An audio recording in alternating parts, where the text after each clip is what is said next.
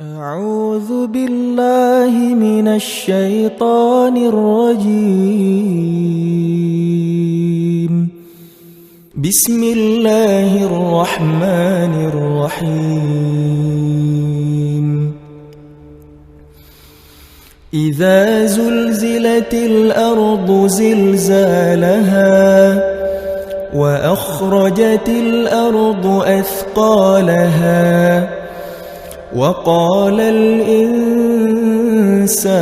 ما لها يومئذ تحدث أخبارها بأن ربك أوحى لها يومئذ يصدر الناس أشتاتا ليروا أعمالهم فمن يعمل مثقال ذرة خيرا يره ومن يعمل مثقال ذرة شرا يره.